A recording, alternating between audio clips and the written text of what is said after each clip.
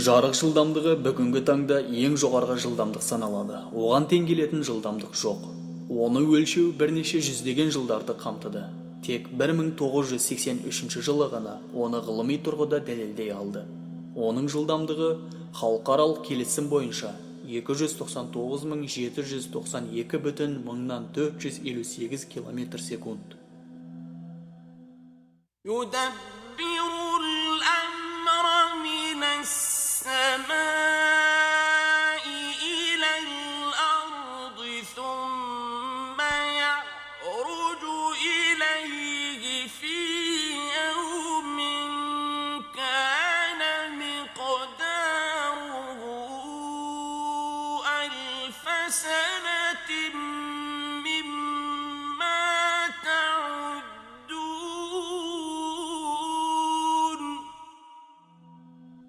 Бір қарағанда бұл аяттың жарық жылдамдығымен түк байланысы жоқ. Алайда бұл аяттың астарында жарық жылдамдығының құпиясын ашатын ақпарат жатыр. Жылдамдықтың физикалық формуласын еске түсірейік. Яғни, жылдамдықты анықтау үшін ара қашықтықты уақытқа бөледі. Формуладағы жылдамдық көтеріледі сөзі, ал ара қашықтық 1000 жыл, ал т бұл 1 күн. Алдымен ара қашықтықты анықтап алайық. Құдіретті Алла бір күнді 1000 жылға теңестіріп тұр. Яғни 1000 жылымыз 12.000 айды білдіреді. Тәубе сүресінің 36 аятында арасында Алланың қасында көктер мен жерді жаратқалы Алланың кітабындағы айлардың саны 12 деп айтылған. Бұл аяттың өзі өз алдына бөлек мұғжиза. Жер күнді 365 күн 6 сағат 9 минут 9 секундта толық айналып шығады. Ал ай жерді жұлдыздарға қатысты 27,3 күнде немесе 655 сағатта толық айналады. Мұны сидерикалық ай деп атайды. Ал жердегі бақылау бойынша әрбір толған айдың арасы 29,5 күнді құрайды. Мұны синодикалық ай деп атайды. Мұндай айырмашылық жердің әрі күнді, әрі өз-өзінің бойымен айналуына байланысты туындайды. Демек жер күнді бір рет айналғанша, ай жерді 12 рет айналып үлгереді. Осыған сәйкес айлардың саны қалыптасады. Әлгі айырмашылықтың орнын толтыру үшін нақты жұлдыздарға қатысты сидерикалық 27,3 күнді 365 күнге бөліп 360 градусқа көбейту қажет.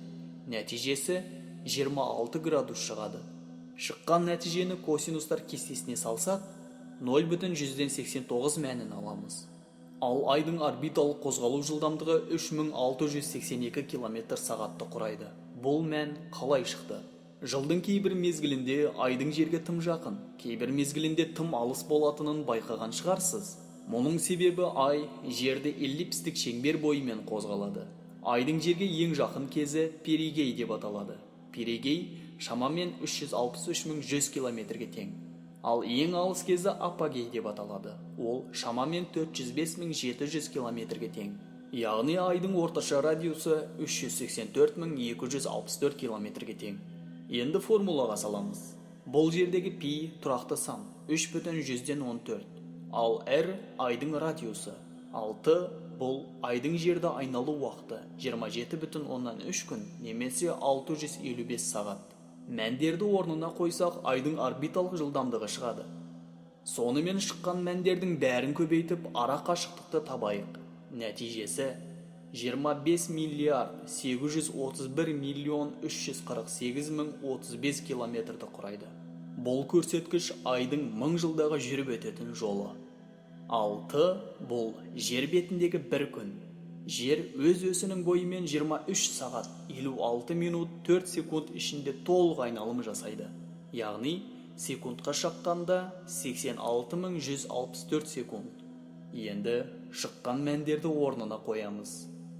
Жауабы 299.792,499 км секунд. Шыққан мән халықаралық келісім бойынша мақұлданған жарық жылдамдығына тең келеді. Алла ұлық. Алланың құдіретінде шек жоқ. Алла тағаланың күш-қуатынан асатын ешқандай күш-қуат жоқ. Періштелер нұрдан жаратылған көзге көрінбейтін тіршілік иесі. Алла елшісі оған Алланың игілігімен сәлемі болсын. Періштелер нұрдан жаратылған, жындар түтінсіз оттан жасалған. Ал адам сендерге хабарланған нәрседен жаратылған, яғни топырақтан деп айтқан. Хадистегі хабарға сәйкес, таң және екінті намаздары кезінде періштелер ауысып, адамдардың амалдарын Алланың құзырына көтереді делінеді. Яғни періштелер жарық жылдамдығына сәйкес жылдамдықпен қозғалуы мүмкін. Анығын Алла біледі. Соңғы жылдары астрофизиктер галактиканы бақылау барысында қараңғы материя деген терминді енгізе бастады.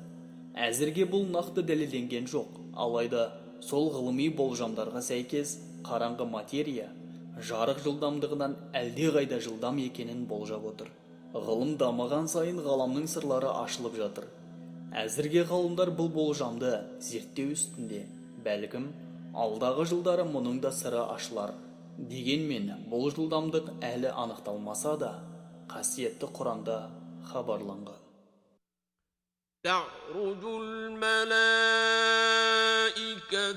والروح إليه في يوم كان مقداره 50,000 سنة. Алла Тағала осы аят арқылы жарық жылдамдығынан басқа да жылдамдықтың барын хабарлап тұр. Жоғарыдағы теңдеуді ескере отырып, бұл жылдамдықты елестетіп көріңіз. Яғни, жарық жылдамдығынан 50 есе жылдам деген сөз. Жалпы, біздің есептеуіміз бойынша ол 14,989,624,194 км секундқа тең келеді. Жоғарыдағы келтірілген деректердің барлығын ақыл сүзгісінен өткізіп, Алланың құдіретіне таң қалмау мүмкін емес. Ақиқат ғылым ешқашан Құранға қайшы келмейді. Егер Құранға қайшы келсе, демек ол жалған бағыттағы ғылым деген сөз. Қазақтың ұлы ақыны Абай Құнанбайұлы өзінің 38-ші қара сөзінде ғылым Алланың бір сипаты деп жазады. Расында ғылым Алланың құдіретін танытатын заманауи мұғжиза.